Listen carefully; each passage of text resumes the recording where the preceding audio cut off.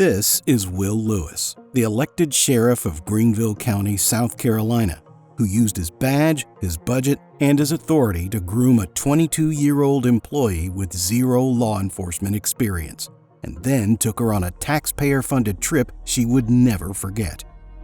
Will Lewis was elected sheriff of Greenville County in the 2016 general election. It was a significant win.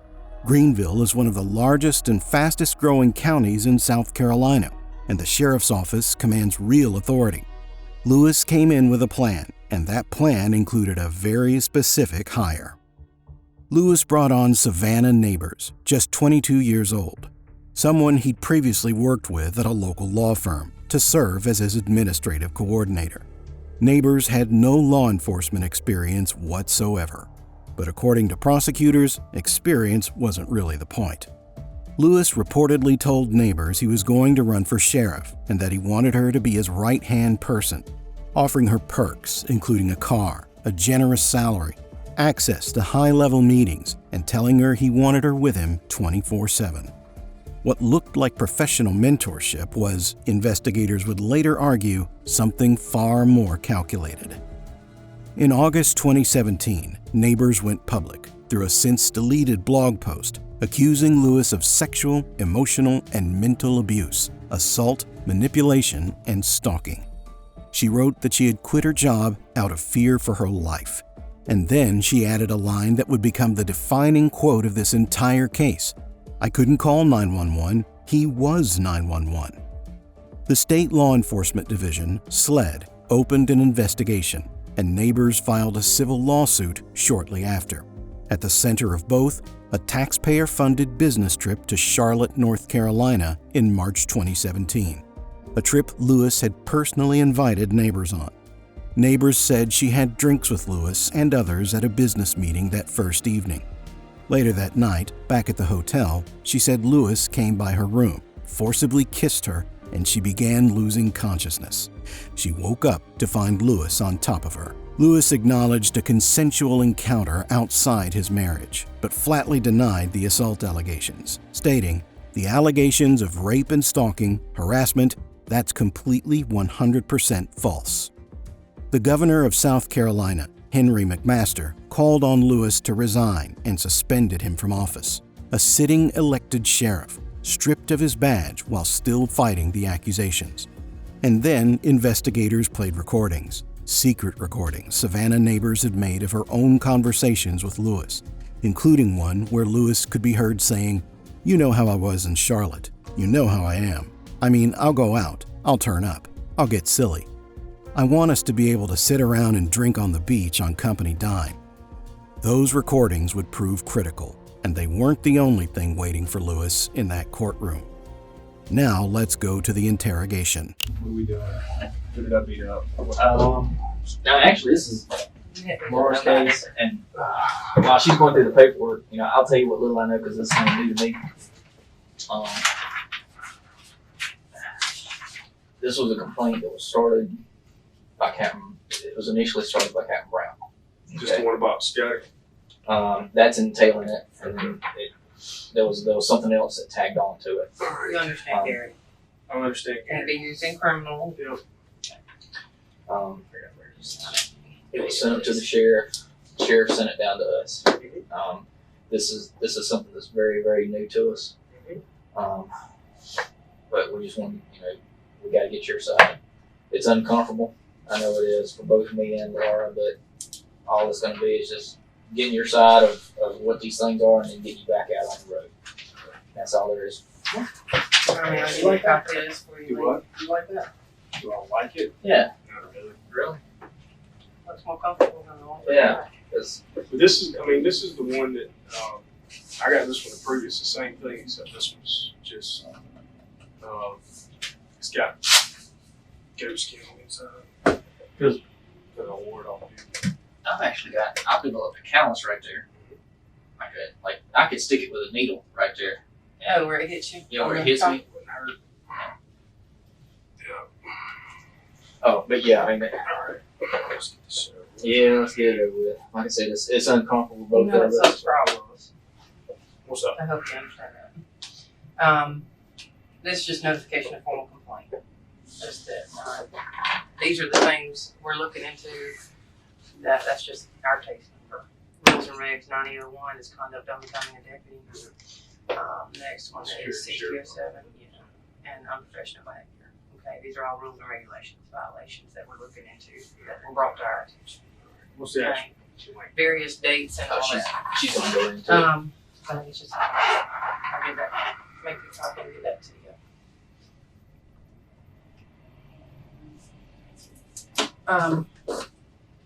The first one, like I said, was brought to us by Captain Brown. It was initially just going to be taken care of by him, and then as it went up the ladder, they wanted us to look into it.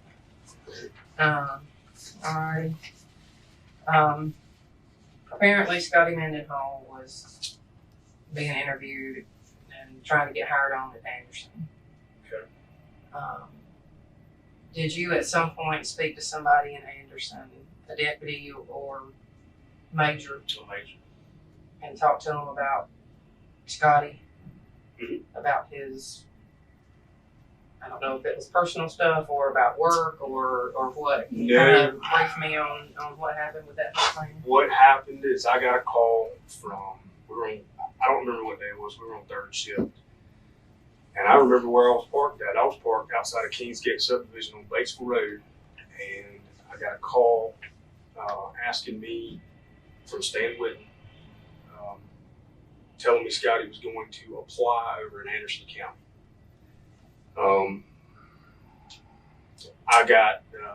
I used to fish with a guy over there, pretty good friends, and Gary Bryant is a major. And I called Gary and I said, man, this guy's coming over to apply for a job with y'all. And like I said, this was a request to Stan Whitten. I said, man, I got coming over here to apply with y'all. I said, his name is, I may have told him his name was Scotty. I can't remember. I said, Stan told you to call the major or something, or told Stan said that he was going to call, or Stan asked me if I'd call over here and put in the word for Scotty, and that he was going to get in touch with Gary on Facebook, is what he said. I said to helping Scotty get a job. Yeah, that was Scotty. Okay. Stan went into the story about how Scotty had just recently bought a house, and that he was, he needed to pay for his house, whatever. I mean, kind of the sob story. So I called Gary and I said, hey man, this guy's coming over to apply for a job. I said, I'm sure I told him his name.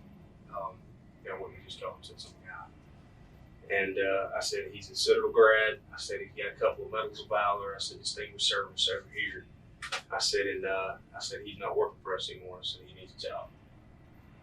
And Gary said, okay, well, if that's the case, then, obviously not working for you. I said, man, he left in short order. I said, that's all I can tell you. I said, because at the time, I didn't know which guy he had been fired, and I still don't know. He was fired, resigned, quit. I don't know what happened. So at that point, that was the end of the conversation. We never talked about it again. And then, all this came up. So that's pretty much it. Have you talked to any of your supervisors about this? Or did the captain talk to you? Yeah, Captain I Ryan? talked to him. Detectives open by minimizing. This is framed as routine, uncomfortable, but quick. Just getting Lewis's side before sending him back out on the road. Lewis doesn't flinch. When asked about his call to Anderson County Major Gary Brunt regarding Scott Mendenhall's job application, he answers with almost surgical precision, recalling exactly where he was parked, naming the road, reconstructing the sequence. The detail isn't nervous rambling. It reads as someone who anticipated this question and arrived with the answer already built. Have you talked to any of your supervisors about this? Or did the captain talk to you? Yeah, Captain I Ryan? talked to him. I did tell Damon, I said I heard that there was somebody asking questions about some complaint that Scotty filed. I said that to Damon, but that was pretty much the end of it. Because he's Did you go into anything that you knew about what happened, about why he resigned or got fired or whatever? Because personally, I don't. I didn't, because to be honest, to this date, I have no idea if he was fired, resigned, quit. I still don't. But under the circumstance, I mean, do you know about the search or the whole incident of Oh, yeah. why he got? Yeah. Was that mentioned? Did you discuss that at all with the Gary? major? Nope. And the reason. Did Scotty call you, or did he not get the job or something? I mean, what have you heard about that since then? No. Or have you not heard anything until? No. I mean, I the last thing, just people talking on the street, the last thing I heard was that Scotty had applied or was working in Charleston. Was moving back to Charleston was the last thing I heard. I mean, I don't know anything about the kid. Yeah. Is Stan friends with him or something? I mean, is that how he knew that he was? Yeah. I mean, the way I understand it, they're pretty tight. Oh, But I don't run in that circle. I mean, we hadn't talked to Stan, so I don't run in that circle.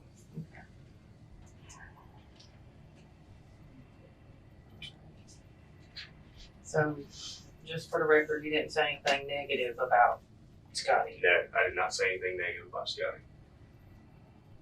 I mean, those are So your point in calling was to assist him or help him get a job there, no. or kind of. I wouldn't even go that far. Okay. My point was to call over there because Stan asked me to call over here and talk to Gary. Okay. So I did. I did not ever at any point tell Gary that he was a great guy. He needed to hire him. I didn't tell him he was a shitbag and needed not to be hired. I didn't tell him one way or another. Okay. So I wouldn't say that I called over there to get him a job either. I did what somebody asked me to do. So.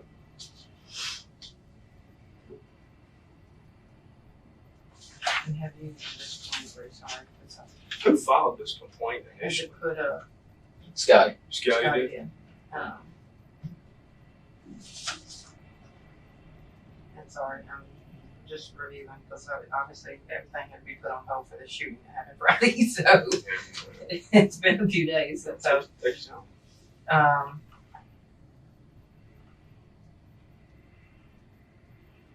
have you talked back with the major at all after that? Did he call and tell you that Scotty complained or? The major ad called me and asked me who Tim Brown was. Okay. He said, "Who's Tim Brown?" And I said, "He's captain over here." He called him Terrence. He said, "Who's Terrence Brown?" I said, "I don't know." I said, "Tim Brown." And he said, "Okay." He said, "Well, he called and wanted to know some questions about this guy." And I said, "Okay." That was it. He said, Gary said, "I never even knew the guy applied." And I said, "Okay." And that was pretty much the extent of it. I mean, we talked quite frequently, but never. Most of the time is, hey, you talk to anybody, you going to the game this weekend, and how's Ethan, how's Megan, his kids, and talk about that. Just friends. I mean, you gotta be good. Amy, is Amy a runner or something? I think I should run.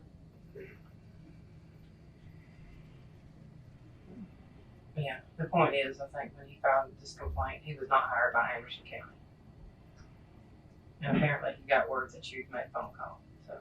Yeah, well, I'm sure he probably did keep working on that phone call. I'm sure Stan probably told me.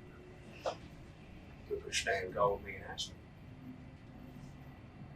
That's the only way that is the only way that Scotty Mendenhall would have known that I called over to Anderson County. There's no other way, because unless Scotty knows Gary, and I'm about 99.9% sure that he does not, then that's the only way that he would have known that I called over to Anderson County for him. Was their stand.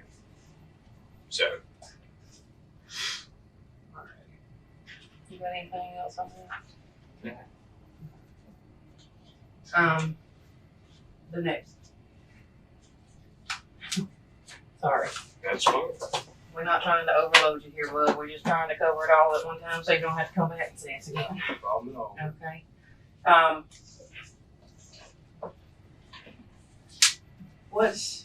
Tell me about this whole transferring thing to Echo and Oh my God. All right. and how this began, conversations with the sheriff and all this. Okay. Because apparently we've been told that you were transferring, but there was no personnel order and that you're not being transferred and all that. So it's a big You know, so come tell me from the beginning. I guess I'm assuming after It the Bravo was- shift mess Well, is when this began. yeah, I'll tell you, and this right here is you may see a little fire in my eyes in this one because this is a little bit personal. Okay. When I was at GTI, I got a text message from somebody on the road that said, "Hey man, we're glad you're coming over." Okay. Where am I coming? Heard they announced in the roll call today that you coming on our side of Echo. Okay, great. This is time out just for a time frame. This is just after the Bravo crap was over with. I don't even know if it was over because I was at GTI. I have no idea what was going on. Okay. This was when I had to send you some supplemental From the other excessive something force. from a year and a half From ago the or older something. guy that did that. Exactly. Yeah. Okay. This was at the same time period. So that's the same time period. So at that when you left to go to that school, you're still on Bravo. When I left to go to that school, I was still on Bravo. Okay. I get down there. I get, hey, we're glad you're coming over. Looking forward to you coming to Echo. Great. Phone service down there was horrible. So it was probably that evening sometime when I was able to actually get around to calling somebody. And I called Captain, and I said, heard I've been transferred. And he said, no, Captain East. And I said, all right. He said, yeah, we're moving you to Echo temporarily until we can figure out what's going on. I said, all right, that's fine. Lewis is threading a needle here, present enough to seem cooperative, vague enough to avoid committing. He insists the call to Anderson County was purely transactional, neither an endorsement nor a warning, just a favor someone asked him to make. But when detectives reveal Mendenhall never got the job and trace the phone call back to Lewis, the composure cracks slightly. Lewis immediately begins calculating how Mendenhall could have found out, landing on Stan as the only possible source. He said, yeah, we're moving you to Echo temporarily until we can figure out what's going on. I said, all right, that's fine. We'll stop that part of the story right there. Okay. In February of this year, Doug Bortone and I started the process of trying to get me switched over to Echo. Amy's school schedule, we knew it was coming. We knew ahead of time it was coming. The kids have been accepted into different schools, special schools. We knew all of these issues were going to arise.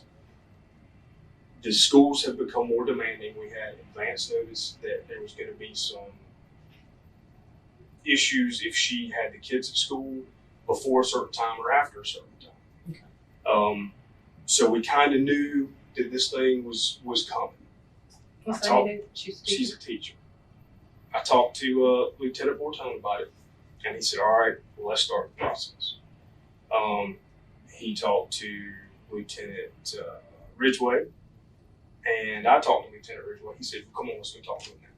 So we got went and talked to Lieutenant Ridgway. Ridgway said, we'll see what we can do. I'll put it out to my guys and see if anybody wants to transfer. Great. Nobody wanted to transfer off of Echo. It's fine. I said, well, over the course of the next several months, I said, whenever. I said, I'm giving you advance notice. I said, because August is when the school year is going to start. I said, so I'm going to need something in place by August. Okay, great. He said, 6-7 months notice. This is perfect time. We can do this. This was obviously pre whatever the hell was going on in Bravo.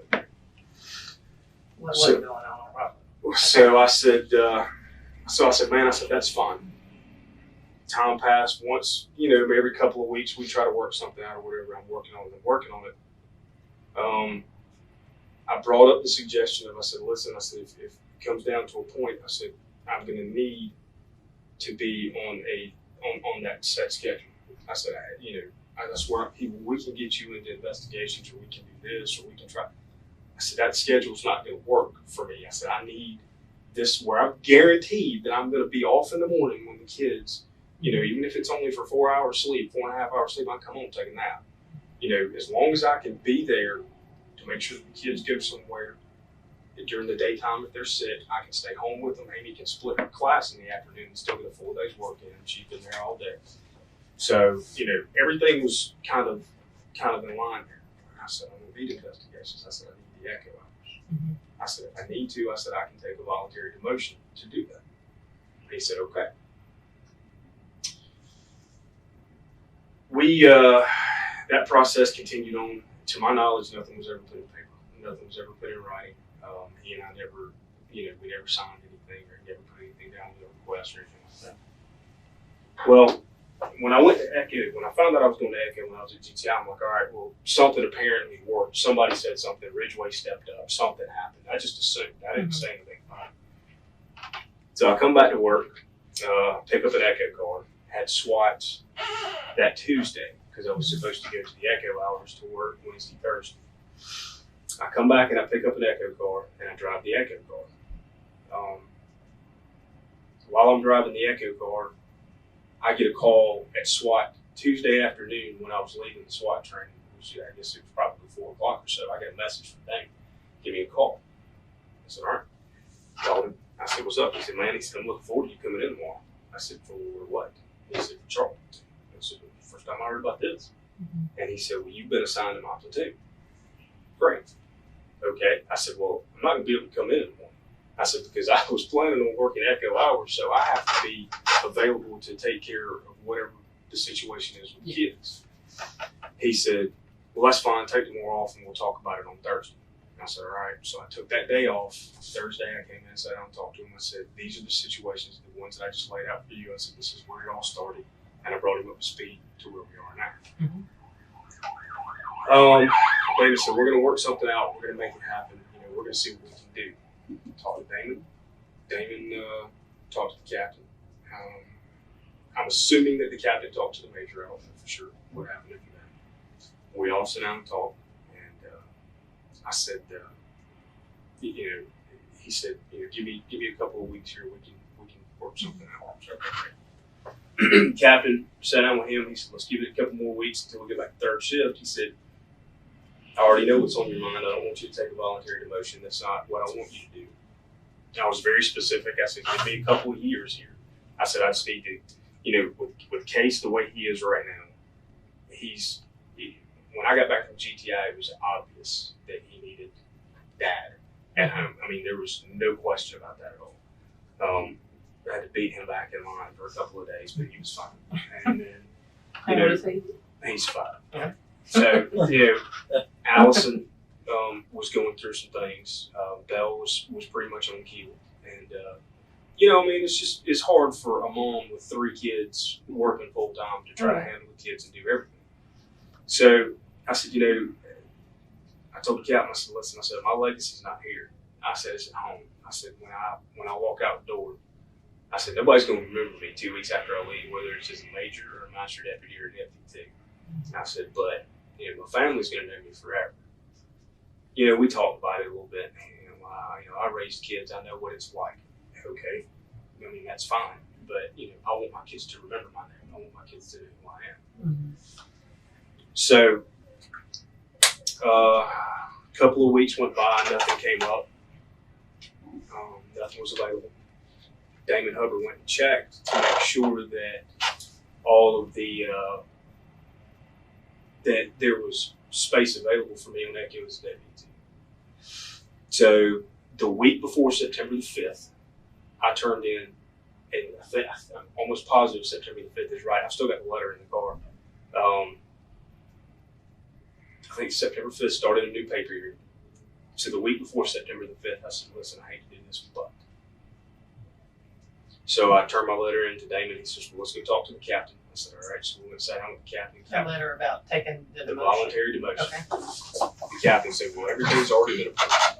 He said, I've approved it, the major's approved it. He said, the sheriff's aware of it. I said, okay, great. So I went to put, I dropped my letter, and that was it. He said, when we were walking out the door, the captain said, I want you to know that, this doesn't mean anything at all. I still expect for you to perform the way you've been performing. I still expect you to train. This is not going to hinder you in the future. If you want to try, if you want to test again later on down the line when everything gets on the level, you can. Sure. Sorry.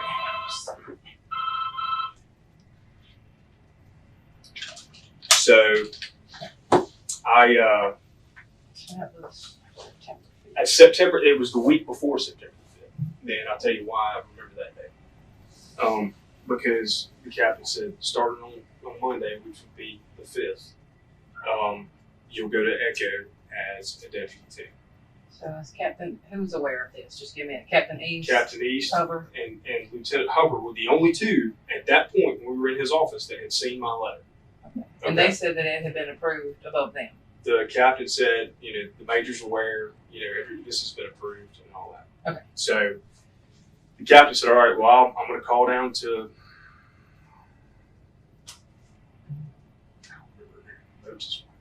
Sally. I'm going to call down to Sally, and I'll have the personnel order cut. I said, okay, great. Pay attention to how this is a controlled pivot. With the Anderson County thread wrapped up, Lewis shifts into domestic territory. School schedules, kids, a wife stretched thin, a voluntary demotion framed as sacrifice rather than consequence. The detail is almost overwhelming. Names, dates, timelines, specific conversations reconstructed beat by beat. But that volume of detail serves a purpose. Lewis tries to present himself as a devoted father, a reasonable man, someone who would never need to be managed out. So I walk out, and I'm on my way out, and the captain says, now, the sheriff's got an open door policy. If you want to go sit down and talk to him, you can. And I said, well, it's not, if he's already approved it, I'm thinking, why am I even, no offense. And to this point, sorry, but I just want to be clear. To this point, Absolutely. you haven't talked to the sheriff directly about any of this? Nope. Okay. And when did you talk to roll call about saying that you were leaving? Is that was that morning when I turned in my letter. Damon Hubbard and I talked about it the day before, and he said, do you want me to say something, or do you want to say something? I said, no, I would rather address them and tell them that this is what's going to happen. Okay. And he said, I want. So that would have been before September 5th? Yeah. Like the day before, or the day that you spoke with Captain and... Exactly. The same day. That morning. Okay. So I said, listen, guys, as far as roll call went, listen, guys, I'm taking a voluntary demotion to go back to Echo for personal reasons. I appreciate everything. Y'all been great. Thanks. That was the extent of it. Turned in my letter. Everything went down with the captain. Everything went down with the captain. And then Damon on the way out said, what do you think? I said, do I need to go talk to the sheriff or just leave this alone? He said, I would go talk to the sheriff if I were you. I said, great. So I go down and sit outside of his office, just a couple people inside, I'm waiting. And then he opens his front, he had his front door closed where Jackie's desk is and the side door was open. A couple of people came in, they were talking about some stuff. And so he opened the door, he got up there and doing it. He kind of looked at me and said, hey, he said, what are you doing? Yeah, and we kind of talked for a minute. We started off joking about 1911s and wanted to, because he was carrying that big house cat he's got. Yeah. And he was toting that, and he pulled it out, dropped, showed it to me, and I was taking a look. I said, that's sweet. Dry fired it. He was talking about guns for a minute. I said, listen, I want to talk to you about this voluntary demotion. I said, I appreciate it. He said, explain to me the situation. So I did. Told him the same thing I told the captain, the same thing I told the lieutenant. He said, okay. He said, well, can you hold off for me for a couple of days? This is something that needs to be done ASAP. And I said, no. I said, define ASAP. I said, what are you talking? He said, within the next 2 to 3 weeks. And I said, no. I said, I can roll back one week with Charlie to night shift, knowing it was going to be hard. And I said, but I can roll back 1 week on night shift with Charlie. I said, that's not going to be a problem. When a man says, hey, listen, I don't like the idea of you taking a voluntary demotion, and he's willing to let you keep your stripe and maybe try to work something out for you, great. I'm gonna do it. So I said, yeah. I said, yeah, thanks. I appreciate it. And he said, I got something in the works. He said, but I'm not willing to discuss it right now. And he said, I'm just not going to talk about it. He said, but just give me a couple of weeks and let's see where we are. Okay, great.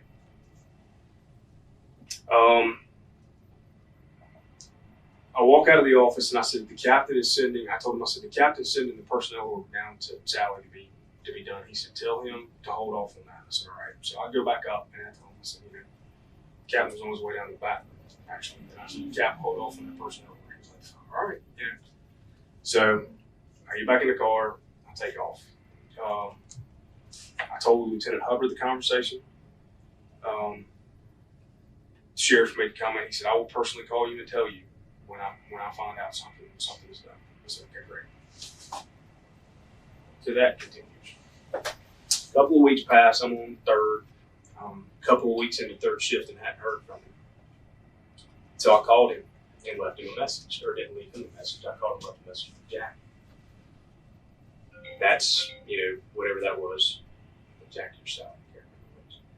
That was there about a week later. So we're probably 3 weeks in the night shift at this point, maybe. He calls me back, and it was in the afternoon. He said, "Well, I was awake, but not up." My phone rings, and he said, "I answered the phone." He said, "Well, this is Loftus." I said, "Yes, sir." He said, "Man, I'm sorry, I just got your message." He said, "I was laying under a stack of papers." He said, "What can I do for you?" I said, "Well, I was just calling to check and see if anything had come about." And he said, "Yep." He said, "Everything's going to be taken care of on Monday." He said, "We're going to move." Or he said, I'll take. He said, your situation will be resolved, and we'll have you where you need to be on the 17th of October. I said, he said the new pay period is what he initially said, and I said, "You mean Monday?" And he said, "No, not Monday. The following pay period is 17th." And I said, "Okay." And just to let you know, I've never kept up with pay periods in 15 years. That's how I've been able to keep up with pay periods for the last couple of months. Say I don't. I don't know. So he said on the 17th. I said, "Great." Well, Time out. Did he say what? He just said everything will be handled by the 17th. he said he was gonna take care of everything, and I would be where I needed to be on the 17th. It would be taken care of, and I would be where I needed to be on the 17th. I may be paraphrasing. I don't know if that's a quote, but something along those lines. I was under the impression that I would be wherever he wanted me to be put by the 17th. Meaning Echo, because that's what you needed, or But never at any point did he ever say he was going to put me on Echo. Never at any point did anybody say that I would go to Echo. I asked to go to Echo, and we were trying to get me to Echo.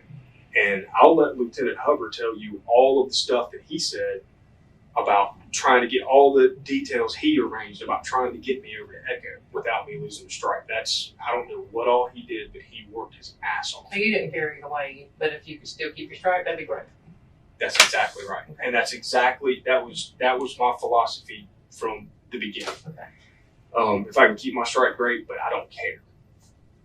So that was the last thing that I was left with. I talked to Lieutenant Hubbard about it. We've been in touch with each other, at least once a week at a minimum about this. The 17th started my week of SWAT school. The 1 week SWAT school that we have every year, which negotiators show up. They don't ask us. So that started our week of SWAT. While I was rolling off that weekend, I asked them knowing that I was working third shift, I asked on the week before, I said, "Would y'all mind letting me work Friday, Saturday, and Sunday on Echo hours so that I can kind of be somewhat acclimated to a day shift schedule when I start my week-long school that's on day shift?" The initial response was yes, and then they were like, "No, because we're short of manpower." Okay, that's fine. The one reason I asked was because I didn't want to have to burn all of Sunday to go to do it. I just didn't want to have to do that. So Friday, Saturday, I worked third. Sunday, I was off. Sunday night. Saturday night. So was the school here, or did you have to travel? The school was here. Oh, okay. So you didn't have to drive anywhere. So. No. Okay. I didn't have to drive anywhere. Okay. The school was here. Saturday night, we go through whatever, and Sergeant Lane tells me, he says, "I'm going to need your car in the morning. And you need to drop your car off and whatever." He did an inspection on my shotguns, inspection on my ticket-book. And then he told me, he said, "Leave your car here in the morning." And I said, "Okay." And I said, and I had told him prior to that, I think it was Friday night, may have been before that what the lieutenant and I had discussed about the sheriff saying that on the 17th I would be put where I needed to be. Again, nobody ever said anything about Echo. Everybody assumed Echo, But you assumed that you were leaving Charlie shift. but I assumed that I was leaving Charlie shift. Okay. So he said, "Well, I need your car." Okay, great. Well, I'm like, thinking to myself, what am I going to drive? But that was neither here nor there. He said, you need to make arrangements to pick up an Echo car. And I said, okay. So, knowing that no personnel order had been cut, knowing that nothing had been in writing, I said, all right. He said, you need to call Sergeant Silver and get a car. Well, pretty sure how this conversation was going to go with Sergeant Silver. So I made it a point to make the phone call from a recording line, which was the Adam platoon desk on the far end. You know what extension that what is? day that would have been on? That would have been the Saturday night. That would have been the Saturday, so it would have been the 17th, 16th, 15th. That would have been the night of the 15th. I made a call from that phone. I called Sergeant Silver and I said, hey, listen, they're asking me to turn my car in the morning. I need a car. Why are they telling you to turn your car in? No personnel orders being cut. He and I had a conversation about it, and I said, listen, I said, Sergeant, I said, it's not a problem. I said, I will drive my personal truck to SWAT this week. It's not a problem. It's not an issue. I don't know where I'm going. And on a personal footnote here, I was kind of like, well, it makes sense, but it's probably going to be easier for me to drop all my stuff off on Charlie, because if in the middle of the SWAT week, I find out where I'm going, then I've got to leave SWAT, come up here, pick up some stuff, change out some stuff, get some new stuff, try to catch up with the supervisor, and then roll back out. Lewis is in deep administrative weeds now, and that's deliberate. The transfer story is told with the same layered precision as everything before it. Supervisors named, dates anchored, conversations reconstructed almost verbatim. But buried inside the bureaucratic detail is something revealing. Lewis made a point of calling Sergeant Silva from a recorded line, knowing no personnel order existed. That's not a man recounting a scheduling headache. And then roll back out. So it wasn't an issue for me. So I told him, I said, I'll drive my personal car. I'll drive my truck. It's not a problem. You're not driving your personal car to SWAT team training. I've got a car for you. Just pick up that car. Okay, great. And that was the short version of that story. So I go and I pick up the Echo car Sunday night, and I drive it for the week. Okay, come out real fast. About what time, if we end up needing to pull that phone call? That would have been right after roll call. So it would have been. You're on night shift. Yeah, it would have been somewhere between 7 and 8. So probably closer to 7:30, maybe sometime in that time frame. Okay. So then I drive the Echo car all week. Now, the jokes have been immense. Where are you at this week? And that's just been the big joke. Where are you at? Where are you going? I don't know anything. Are you still in MD? Are you a deputy too? So I've been playing along with them, cutting up with people, and they're just jokes. I didn't make any derogatory comments about anybody. I didn't say I'm an Echo this week. I didn't say anything. I had gotten wind that this was coming down the pipe the last week, during the SWAT week. And so I called Lieutenant Hubbard and I said, have I ever at any point told you that I was going to Echo? And he said, no. He said, as a matter of fact, we don't know where you're going. That's been the big thing the whole time. And I said, okay. I said, I just want to make sure that I never at any point. He said, we all assume that you're going to Echo because those are the hours that you need. He said, but nobody has ever told you where you're going, and you have never told me where you're going. And I said, I just want to make sure that I didn't give the wrong impression or anything like that. And he's like, all right, yeah, that's it. Why? And I said, well, no, nothing to it. And then I told him, that's the day that I told him, hey, I got wind that Mendenhall filed a complaint. And that was the day that we had that conversation. Yeah. So that was it. I came back Sunday afternoon. I got a call. It said, hey, you're still on my platoon until further notice. I don't know whether that's 3 days, 3 months, 3 weeks, or 3 years, but you're still on my platoon until further notice. I said, okay. And who told you that? That was Lieutenant Hubbard. And he said, if you have any further questions, you can call me or you can talk to Captain Brown. Okay. I said, okay. So as the week progressed, this week we had SWAT again on Tuesday. I heard that Wamsley was promoted on Monday, so I called the lieutenant, and he didn't answer. So I called the captain to see what the deal was, and he said it's in the hands of the sheriff. And I knew by his tone of voice and the way that he was talking that this was shortly to come. So, I mean, I've been around for a minute. I know. So Did you I said, okay. And that this was it. time, like when you thought you were going to take the demotion and all that, you got the roll call That's because you right. thought you were going at the time.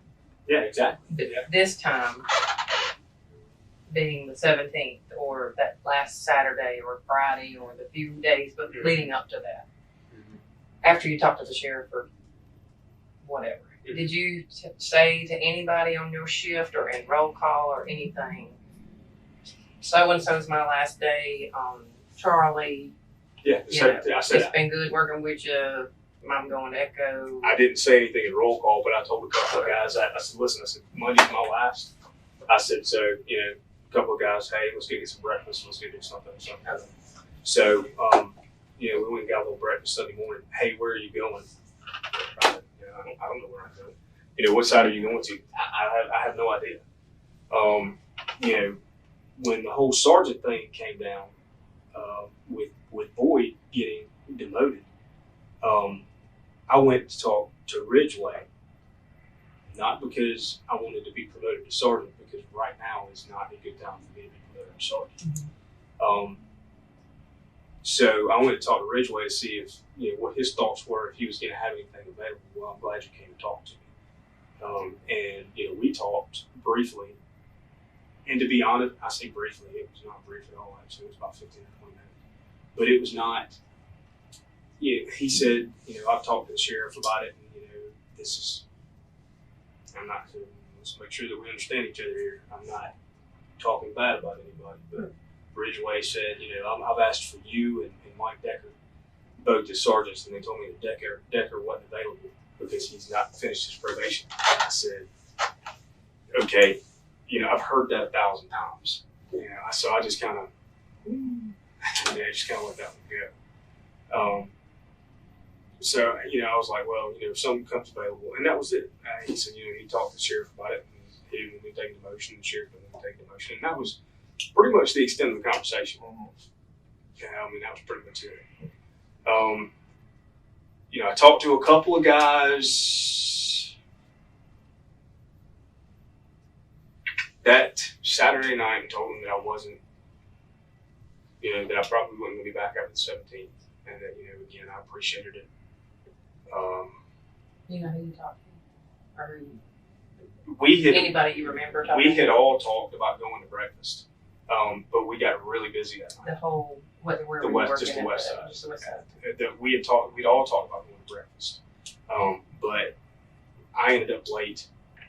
McCalmon ended up late. A couple other guys ended up high on the call up in 10. That's what time to get off. Yeah, so I mean, you know, it was. I mean, that was pretty much it. So I mean, we were all kind of a scattered bunch. I sent out a message off the MDT, hey guys, you know, we're not gonna be able to make it this morning late, you know, whatever. Thanks for everything, and that was it. Yeah, I appreciate it anyway. But a couple of guys didn't get the message, and I got a phone call about, you know, 7:45. Hey, we're sitting over here. Where are you? I'm like, oh, I'm on the way, guys. So you know, I went over and tightened my cage out from there.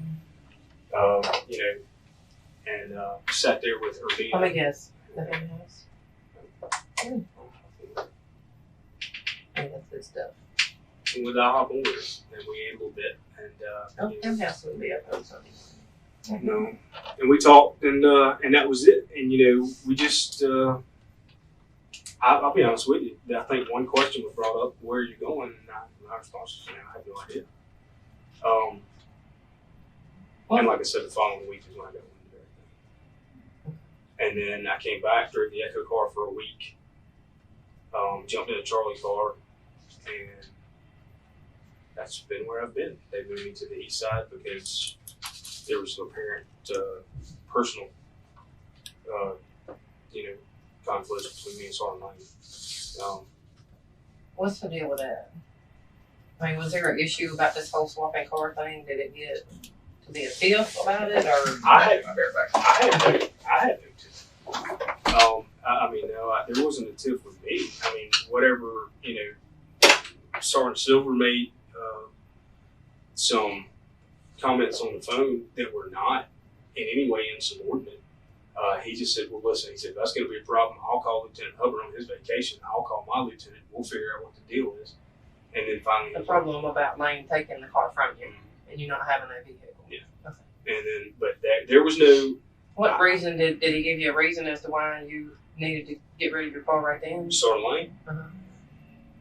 And Sergeant, I do not ask questions of Sergeant Lane, and whatever he says, I just either go along with it or try to handle it by whatever means necessary. And his personality, my personality, or not. Just don't G. I mean, it's nothing personal against him. He's been around for a long time. He's a great guy. But I mean, that's Sergeant Lane, and it's just a personality conflict. Yeah. So I don't know any history between the horses. we don't have history. There's history, or There's not one. There's not history. some people's personalities just don't gel. And And that's we all. know that after all these people at the sheriff's office, everybody's not gonna get along or be buddies outside of here, rather. And that's it. The transfer saga finally closes. But what stands out isn't the bureaucratic resolution. It's how carefully Lewis has been tracking every assumption, every verbal commitment, every moment when something was implied but never written down. He calls from a recorded line. He confirms with Hubbard that he never explicitly said he was going to echo. He's also carefully building distance from anything that could later be characterized as insubordination or misconduct. By the end, even a personality clash with Sergeant Lane gets diplomatically neutralized. Be buddies outside of here, rather. And that's it. I mean, it's just a personality conflict between the two As of us. long as we get along and do our jobs together, then we're done. I think Lieutenant Hubbard recognized it and moved me to the east side. So that's where I am. While we're on that subject, and I know you because I worked with you, and I know that, like today, your freaking boots are always shiny. Sorry. You're always in line with everything.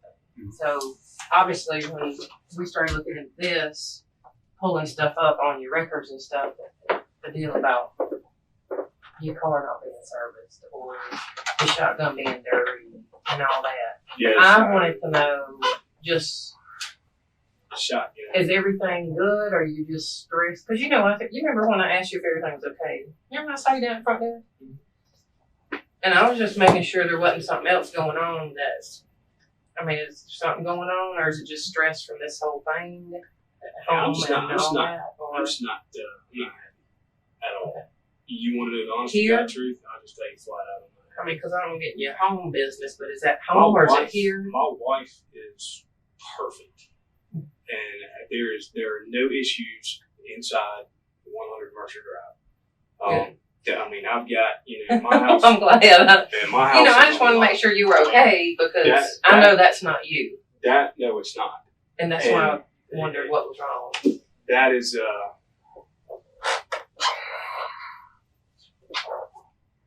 not very happy. Just not happy with things here right now. I know.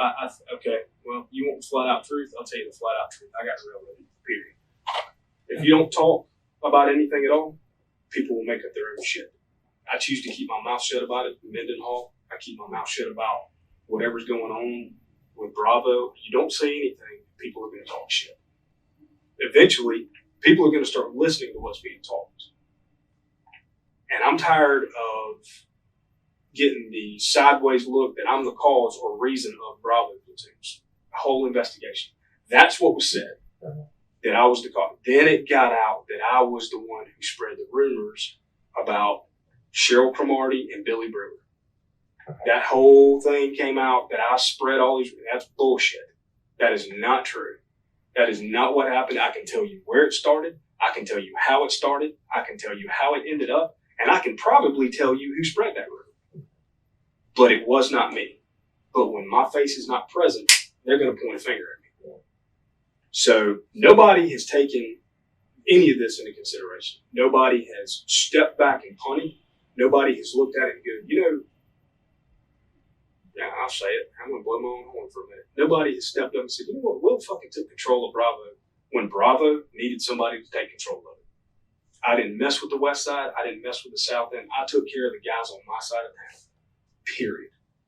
Because nobody else would step up. Where'd you work on, Bravo? East side. East side. Nobody else would step up and do it. There was no sergeant. There was no lieutenant. And nobody gave a shit about us over there. Complaints were filed. Statements were made.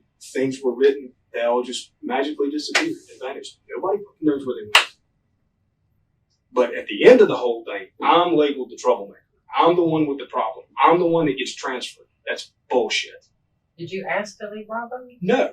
Oh, The only time I asked to leave Bravo was when I asked to go to Echo.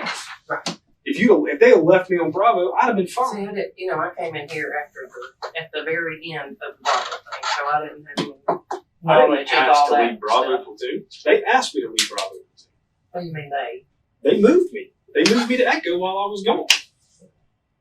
So yeah, I think it's bullshit. I think I got railroaded, and it pisses me off.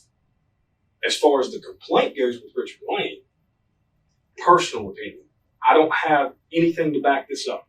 And This is- Richard Lane didn't make a complaint. I was just asking just because, when we start doing an investigation, I pull your file up. Well, as far as my write-up goes with Richard Lane, that whole thing, when I picked that car up, it was out of service when I picked it up. The day I picked it up, it was out of service. I didn't know that. I'm sorry.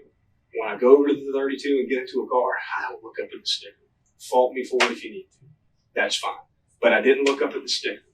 2 or 3 days later, we do an inspection. He looks up and says, "Did you know your car was out of service?" He obviously was as shocked as I was to see that the car was out of service, because he turned around and looked at me and said, "Did you know your car was out of service?" And I said, "No." He said, "You need to get taken care of." Okay, great. There was like a blue light out on the deck. Mm-hmm. There was like one blue light out on the deck. He said, "You need to get that taken care of." Over the course of the next couple of days, between school, my wife, and my kids, and work, because I failed to put that part in there. I'm back to being a full-time student. So all of these things combined, yeah, What you went to school for? study your religion. Cool. And At Tech or? psychology, liberty. So it's been just one thing after another. And I'm keeping my house I afloat. just wanted to make sure. So, Well, that obviously, right up, your I home signed it. thing is, Bullshit. I'm just grabbing this pen, but I but like your it. home, I just want to that's your business, but I just want to make sure you were good, because I know, and I straight told him, note that, I said, that's not Will. I said, Will's always got his stuff put together and Willie had. I know, Willie I had. know, but I just wanted to make sure that, or see if there was anything that And this right here, while we're on the could topic, make it better. while we're on the topic, this right here is bullshit. This shouldn't even be an investigation. This is something that should be taken care of by somebody else. You know what? The dude, well, can y'all even tell me? Was he fired? Did he resign? What was it? Mendenhall? Who's Minute. Scotty? I don't know, I wasn't here when he said all that happened. I think he resigned. I think he resigned, tried to come back, and then they told him that wasn't a good idea. It's because it was like and this is just from memory, I'd have to look it Was up. that Tina's case, or was that yours? That was Tina's. That was before I was down here, so I don't know. That's some bullshit. But I think I thought I heard that he resigned. Because I remember him, because we talked about this later, I remember him coming in the office, like wearing a suit and like a coat and tie or something, and he was upstairs. And this was after everything was said and done. Because I remember thinking, what's he doing up here in a coat and tie? And the sheriff wasn't here, and so he went and saw the chief. Is the last thing I heard about it. But then, I was friends with him on Facebook, so right after that, I just didn't feel comfortable. So I took him off my Facebook page. But the last thing I saw was that he wasn't going to be in law enforcement anymore, that he was heading to Charleston or something. To do something totally different. I mean, I was wondering if you said you heard he bought a house. He bought a house when he didn't have a job at the moment. this kid, I don't know anything about it. The times he and I didn't necessarily get along, but we weren't, it's not like we hated each other, but he did things you do this job long enough, you can pick out the ones who are a little bit questionable. People don't pop up with ounces and ounces of meth on cases like that and that from the road. Where I stumbled across this. Shit doesn't happen. I mean, his paperwork's fucked up. Everything else is jacked up as a non-identity. No. You can, yeah, no. But you see these things. I mean, you can kind of pick these things up. And even though you can't put a finger on what the problem is, and the way I got brought into all this shit was that the guy that was working on my side of town was present when he did whatever he did on the south. He calls me and tells me this. He said, man, I got something I need to tell you. He calls me and tells me the story. And I said, you got two options. I said, number one, I said, you can keep it to yourself. I said, number two, I said, you can go talk to a sergeant about it. I said, those are your two options. I said, but option A, I said, if you keep it to yourself, I said, I'm going to be the one to go talk to a sergeant about it. I said, because you've put me in it now. I said, and now if something happens and I know about it, I'm in as much trouble as he is. I said, and be prepared to reap what happens if I go talk. I said, because you're the one that's going to get bit too. So later on that morning, he goes in and does whatever he has to do. After that, that was it. They never called me and asked me any questions. They never brought me in and talked to me about it. Dave Bryan wanted to talk to me about it, but I didn't want to talk to him about it. So I didn't. That was the end of it. So this kid, and I've heard, and I've been hearing for weeks now, that this kid, and I think the last thing was, I will pay for what I did to him. That was said. Who said that? You know, keep that in mind until all this happens. Sheriff's going to ask me. Yep. When he does, ask me. I'll tell you something. I have turned down 2 jobs in the last 6 weeks. I remember we talked about that too. And let me tell you something about why. I didn't tell you the funny part. I about threw it in my lap when I found out how much they were going to pay me. $87,000 a year working for Shea Galls in Virginia. Shea Galls. You know Shea, yeah. Working for USAA up in Virginia in Chesapeake. I almost vomited in my lap when I found out how much they were going to pay you. Who got the job? Yeah. Eric Lewis. Eric Lewis. Really? Yes, not the same Eric Lewis. Eric Lewis got the job. So if you're willing to move to Virginia. He picked up the phone and called me when he got the job and said, I just wanted to tell you things. I said, for what? He said, I heard you was looking into the job up here. I said, yeah. Was Eric still working down there? Yeah. And I said, yeah. And he said, well, man, he said, you know, that's where I'm from. He said, I picked it up, man. I appreciate it. I said, man, ain't no problem. Doing what? Investigations for USAA insurance. And I said, how much? I said, I'm just curious. I said, how much? Because I had been told 60, 65. Yeah. I almost threw Well, you're not going to take your family up to Virginia.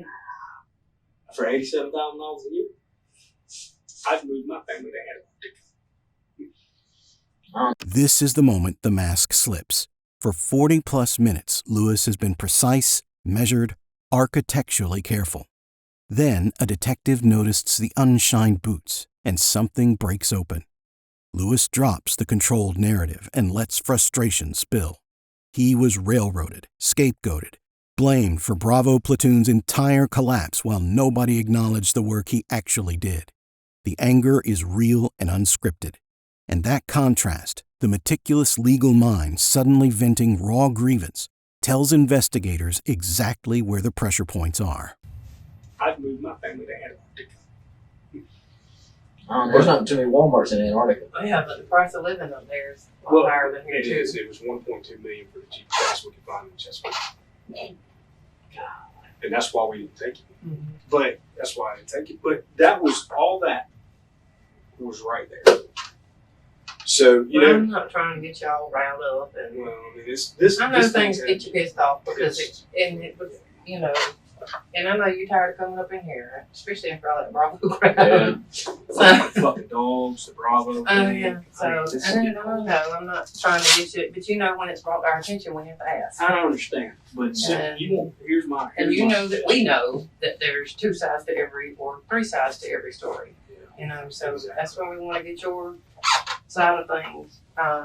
Who said this? Who told you? What's his face? It's just Scotty. been- it's Scotty just been- complained. Who told me that Scotty complained? Yeah. I just assumed Okay. that Scotty had complained Oh, I because thought- they were okay. calling around. Okay. So I mean, I figured, I'm like, yeah, this dude's filed a complaint, and my assumption is that he filed a complaint, and I knew almost immediately that Stan Whitten or Reagan Marlin had to be involved in it because they are the only people that I know Gary Brown. So that was my assumption. Mm-hmm. So and those are the only two people that I know of that took Scotty's termination or resignation or whatever happened with him personally. So I don't know, whatever, man. I didn't have shit to do with it. Yeah. So the only reason, and I'm gonna tell you, Was this recent when somebody said that relayed to you that he had made comments about how he was going to take care of you and all that? Yeah, it's been recent. Was it a deputy that said this to you? I don't know if they were deputy at the time. Really. I mean, I'm going to be perfectly honest.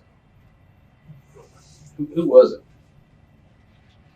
Because we have to report everything directly to the sheriff. And the minute we tell him, he's going to be like, well, who was it? And then we're going to have to come back and ask you and find you again.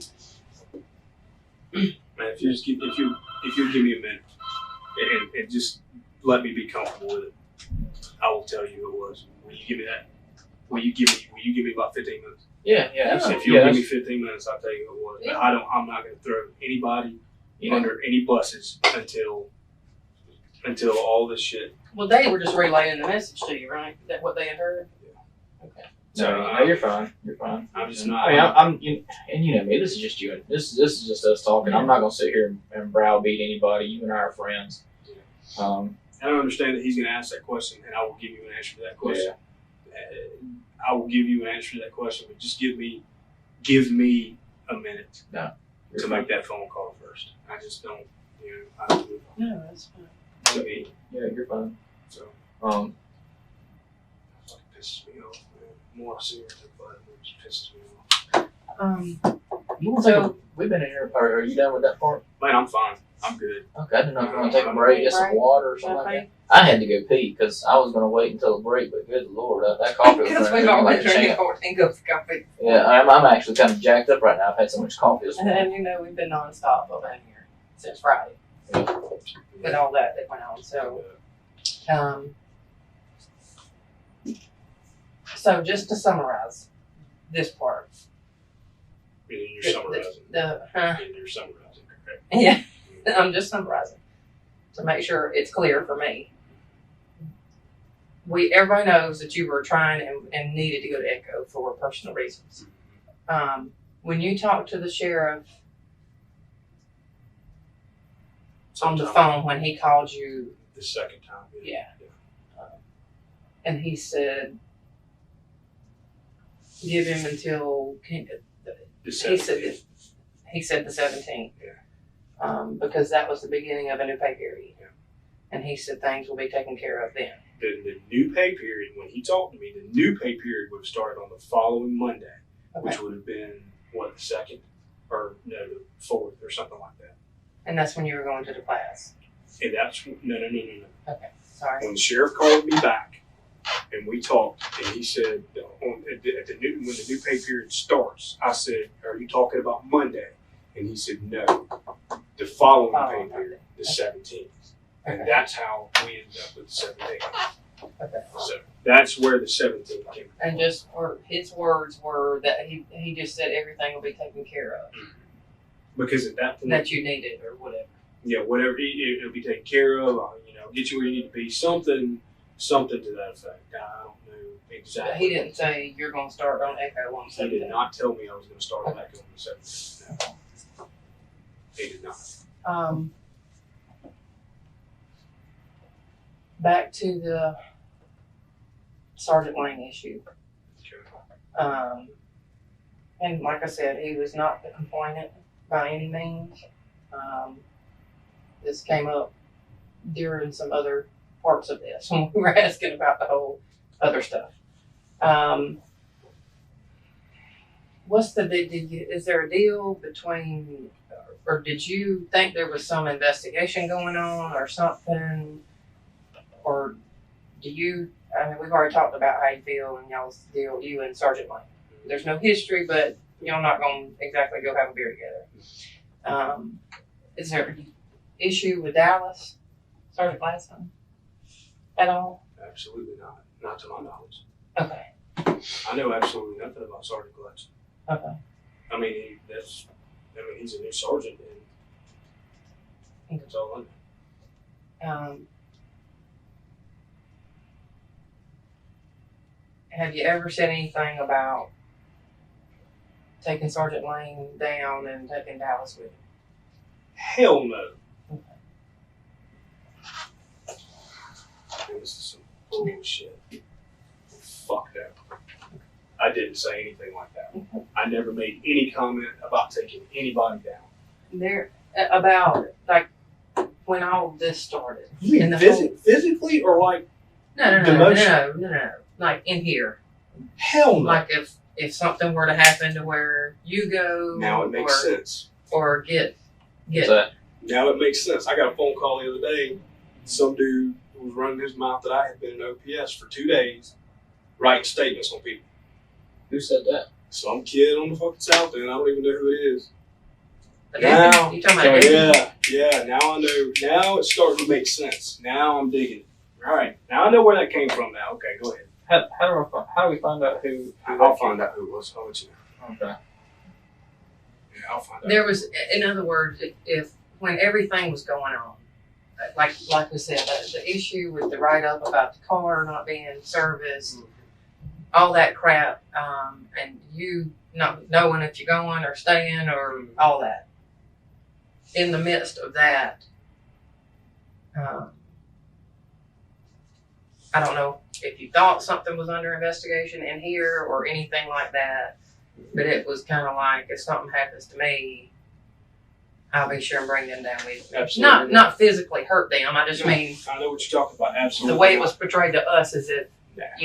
going to make sure that. No, I never made that comment. I never said anything even remotely close to that. As a matter of fact, just the opposite. I said, I told a guy one day, Sergeant Lane and Sergeant Gladstone were talking to 2 kids about something that they had done on the north side of the county.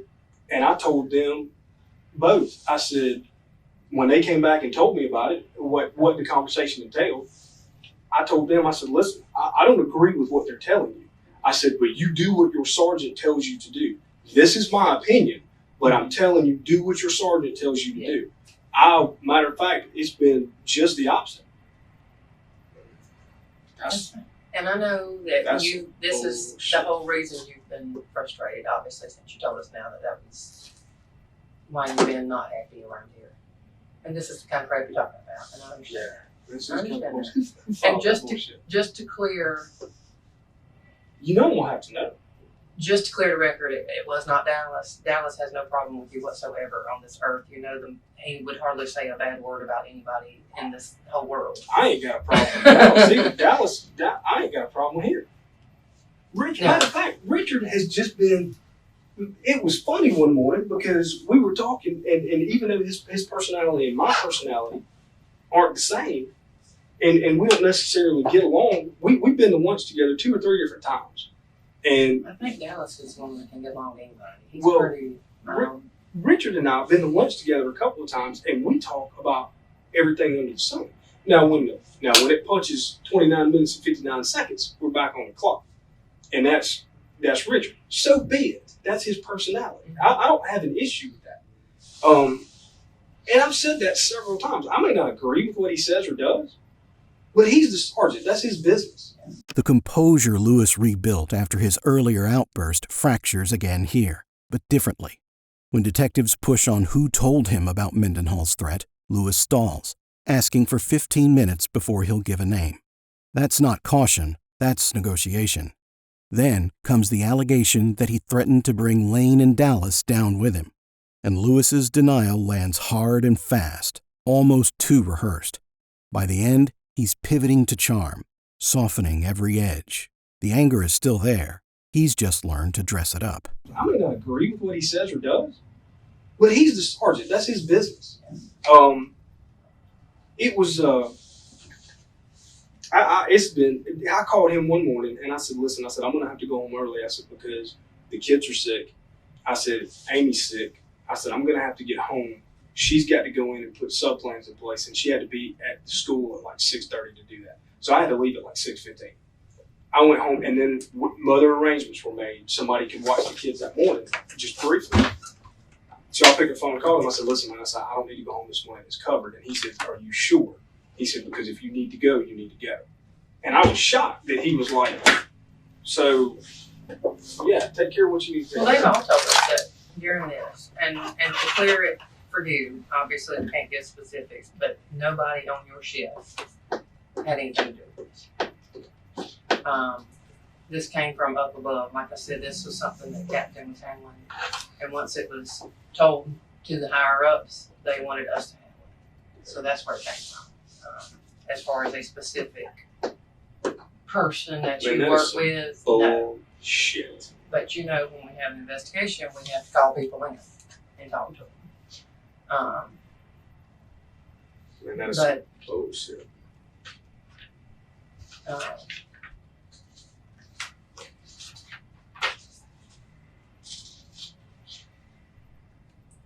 Man, that's fucked up. Yeah.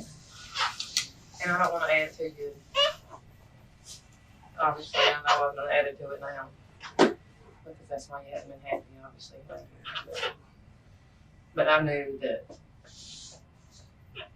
just the little things that Sergeant Lane was having to deal with as your sergeant, it was very out of character for you. That's why I talked to Nate and talked to Tina about it. And I said, that's not Will, something else is going on. So. That's some fucked up bullshit. Well, You okay? yeah, man, I'm fine. I don't want you to go. Don't tell me don't go away mad, because you know that's I know, but That's going in one ear and out the other. you know what? You know how many times we have to call people in here and ask them some stuff, and they're like looking at us like we're freaking cross-eyed. I mean, you know, it's but how many people come up in here and sit down with 15 fucking years experience? And you got captains and everybody else looking down saying, well, you know what? We don't have enough to ask him, so you go ask him. Fuck that. Come ask me. I will tell you what happened. I have never sat in this room or any other room in this agency and lied to anybody about anything that has ever happened. And I'll be damned if I'm going to start now. the main thing that was brought to our attention initially was this whole the Scotty thing first, and then It's funny. how you ended up getting almost transferred, but not really when there wasn't a personnel order and all that. So that's what came to us initially. We'll wait till the end of this investigation, and once everything's cleared, then I'll make whatever decisions I need to make. This is fucked up. And you know, it's just Laura's job to unscrew I'm it. not mad at anybody in this room. Yeah. You got to do what you got to do. And I don't want you to be at Sergeant Lane. Sergeant Lane spoke to us because we had to call him in here to talk to him. Because his name, he was not the complainant. I don't talk to Sergeant No. Lane now. I'm not talking to him later on. I mean, it's just one of those things where I don't have to talk to him, and he doesn't have to talk to me. Okay. So, I mean, you know, we're not. Man, this is bullshit. This is fucking bullshit. It's just allegation. When it all boiled down to it, and I know it sucks.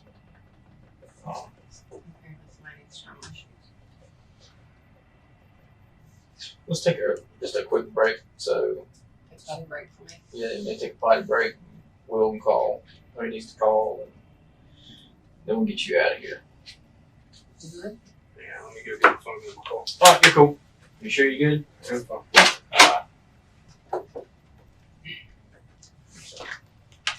Can I look at what I'm doing better while I'm talking? Please do. Please do.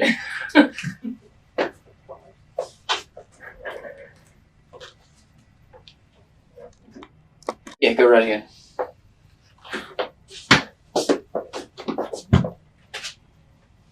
I won't if you don't want to. No, you're good. You're good.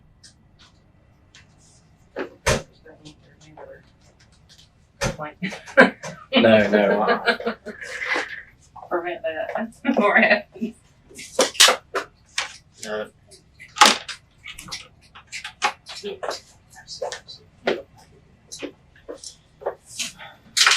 okay? Yes, Nate. I know you got it. This is kind of new to me. I think I was kept in the dark a little bit just because you are our friends, which is kind of the way I like it now. I agree. I Because if I'd have known about this before now, I thought it was like flipped out. But you cool with it? I know you're not. I know you're mad. And Michael but, Dowd was the one who told me about Ray Vaughn running her fucking dick skinner. yeah. And I probably shouldn't say that. I'm sorry. And the other one is his last name's Payne. I don't know what his first name is. Yeah. He made the comments about me being in here the other day on. He made some comments about me being up at OPS writing statements on the Canterbury scene. Canterbury. Yeah, the home invasion where we got shot in the shoulder Oh. a couple of days ago. I guess it was on Friday. Yeah. He made a comment down there in front of a couple of people, so you probably pull whoever was down there to find out. Why would he even say that? I don't know, dude. I don't even know this guy. If he walked in front of me right now, I would have no idea who he was. I mean, not a clue who he was. And see, I didn't think anything about it. So one of his buddies called me the other day, and he was like, he said something about him, and I said, you know that kid? He said, yeah. I said, where? I said, who is he? And I said, man, this guy's running his mouth about me, dude. I said, you can tell him if he wants to run his mouth about me, I said, he needs to come talk to me first. Yeah. I don't see any problem with that. I mean, if he wants to know something, he needs to come talk to me. Yeah. But that's like I say, I mean, we got to ask the questions. It's uncomfortable. I don't like it, but I can deal with it. We can deal with it, and then just get all this past us. It's as uncomfortable as it gets. One last complaint came in with all this. while I was downstairs. No, but I'm sure my phone's gonna be ringing after all this is out. I'm just messing. Because bad things come in threes. And I told initially it came in from Charlie Shift, and they asked us to handle it because they didn't want. And again, I just want to put the cookies on the bottom shelf. I don't keep anything from you. Number one, because it's not the right thing to. But number two, you're my friend, and I just wouldn't do that to you. They asked us to handle it just because they didn't want to make it seem like they were piling on stuff on you, because it's just something that came at a bad time. And I said, listen, Will's a friend of mine. I'll ask him. Just man ask him. There were some deputies that came forward on Charlie Shift, and they were making comments about, apparently it involved Sherry Lotta, and now whenever they said Sherry Lotta, I kicked Laura out of the picture.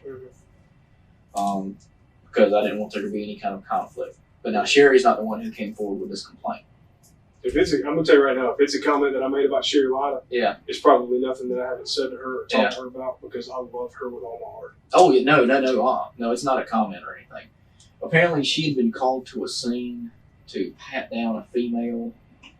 You had arrived later on, and then apparently gave her a kiss on the cheek on the scene. Sherry? Yeah. Probably, yeah. Yeah. Well, some other deputies came forward, and they felt it was a little bit unprofessional. Okay. Well, then So- I'll flat out tell you, that probably happened. And that's Yeah. And I'll take that one all day long, because absolutely. And I think the way it was perceived is because it like whenever I was getting ready to say something weird, like Tina, I've seen you do it to her. It's inside. It's with friends. Absolutely.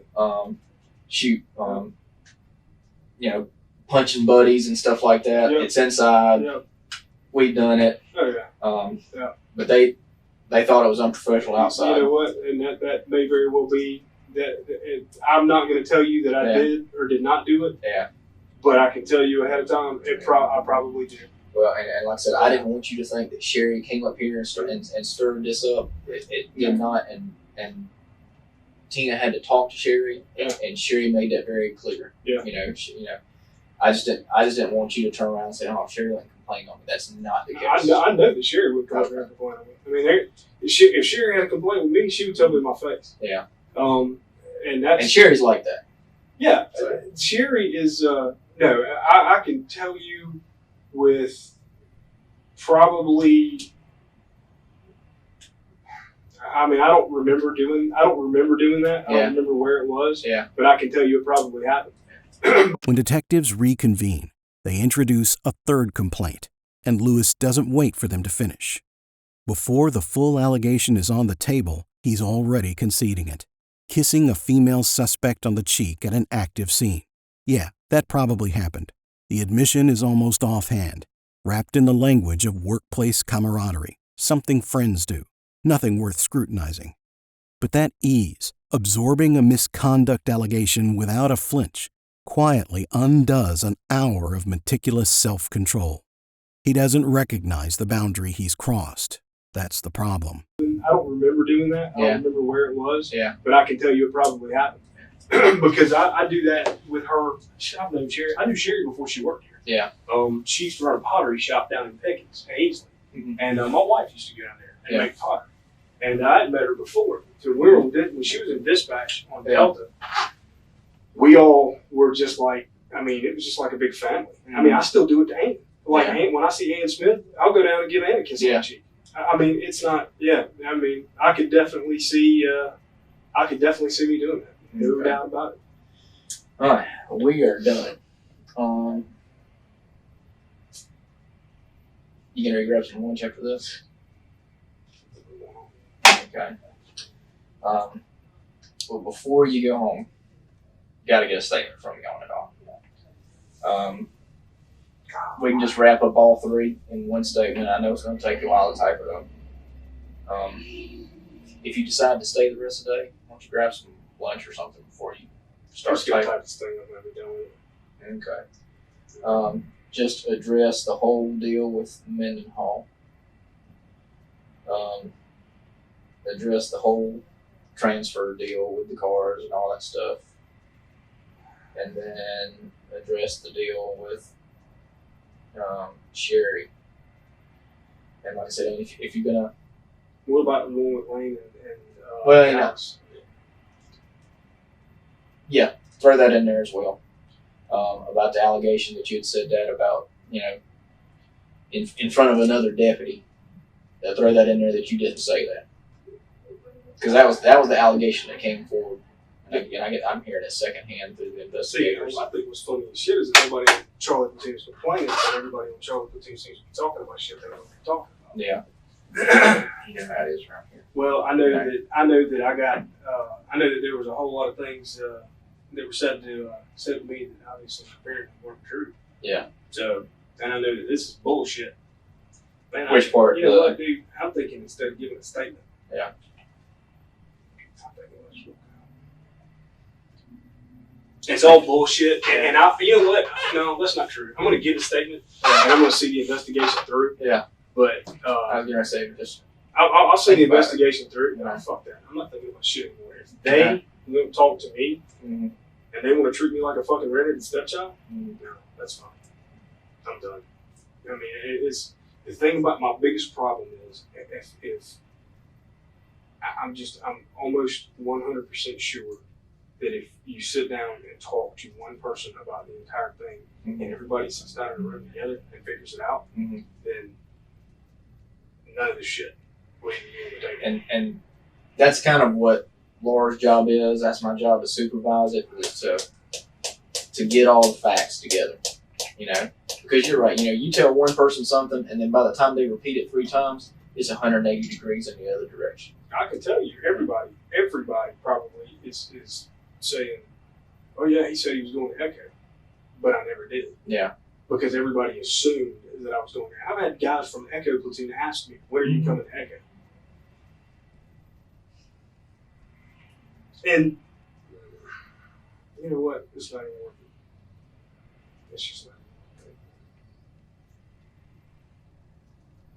I'll tell you this, all this is a result of Bravo, period. Ain't no doubt in my mind. Really? One way or another. All this is a result of Bravo. And this is partly my fault. My knowledge of it is actually pretty limited. Just because as soon as we knew about it, I'd ask Laura, "How you doing? Can I do it? Can't do anything to help you out?" No. So my knowledge of it is limited. If I don't know of anything, if it ties it up with Bravo, I'm not aware of anything that ties it with Bravo. Well, I mean, the Scotty Mendenhall thing. Well, no, Scotty Mendenhall, yeah. I mean, that's point part. I mean, and then the thing about Rick, who fuck would make a comment like that? Who would make a fucking comment about taking down two sergeants? A bunch of people that you don't even know. I didn't even talk to these guys for 2 weeks and got complained on because I didn't talk to them. You know about that? Mm-mm. Yeah. No, that's the first I've heard about that. I got complained on because I didn't talk to them. But I don't talk to anybody I don't know. Yeah. But I was there. Yeah. And I worked. Man, this is fucking bullshit. Well, and it's up to us just to clean it up. Yeah, I'm gonna call Lieutenant tell him I ain't fucking saying. When y'all gonna have this shit cleared up? Hopefully within the next few days. So, feasibly, we type it up, it gets sent to the sheriff. When the sheriff decides to make a call on it, the sheriff decides to make a call on it. man, this is I don't know. fucking shit. I'm not gonna sit around just so somebody can fucking think about something long enough to determine, well, I'm gonna believe what I want to believe. Well, give him time. Give him his time. And like Lieutenant said, he's got an open door policy. Call it. Fuck that. Dude, if I walk into his office today and say, your captain did this and you said this to me and this is what happened, how's that going to look? He's directly involved in it. And like I said, what we're doing is we're just compiling it right now. I'm just compiling it so that there's a clear picture. It's a clear picture.